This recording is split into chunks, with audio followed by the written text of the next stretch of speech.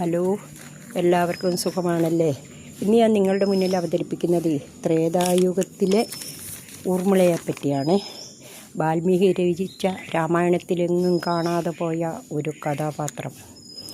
മറ്റെല്ലാവരും രാമനും ലക്ഷ്മണനും ഭരതനും ശത്രുഘ്നനും രാക്ഷസന്മാരും അമ്മമാരായ കൗസല്യ കൈകേയി സുമിത്ര ദശരഥൻ എല്ലാ കഥാപാത്രങ്ങളും അതിലുണ്ടല്ലോ. പക്ഷേ നമ്മൾ കാണാതെ പോയ ഒരു കഥാപാത്രമാണ് ഊർമിള. രാമൻ്റെ ദാസനായി പോയ ലക്ഷ്മണ, നീ എന്തിന് വർണ്ണമാല്യം ആ പാവം ഊർമിളയെ അണിയിച്ചു? 14 സംവത്സരം അന്തഃപുരത്തിനുള്ളിൽ ഉണ്ടും ഉറങ്ങിയും അമ്മമാരെ പരിപാലിച്ചു പോയ ആ പാവം ഊർമിളയെ തിരിഞ്ഞൊന്നും നോക്കാതെ ദാസനെപ്പോലെ ശ്രീരാമൻ്റെ പിന്നെ നടന്നുപോയ ലക്ഷ്മണ എന്തുകൊണ്ട് ആ ഊർമിളയെ ഒന്നും പരിഗണിച്ചില്ല?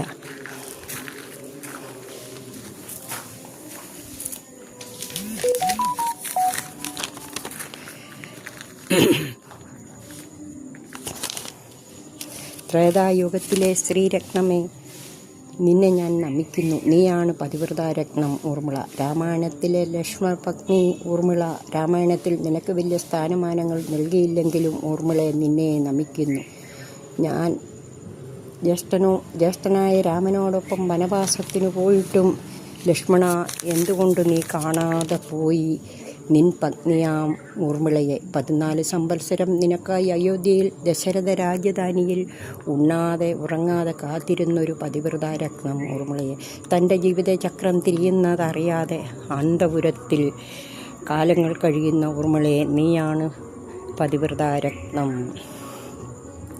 രാമായണത്തിൽ വാൽമീകി പറയുന്നുണ്ടല്ലോ, ലക്ഷ്മണൻ കേട്ടോ കൗസല്യയുടെ അടുത്ത് സുമിത്രയാം അമ്മയെ കൗസല്യതൻ കയ്യിൽ സമർപ്പിച്ചു എന്നൊരു ഇടത്ത് പറയുന്നുണ്ട്. അപ്പോഴും നമ്മളുടെ ഊർമിളയെപ്പറ്റി ഒന്നും പറയുന്നില്ല.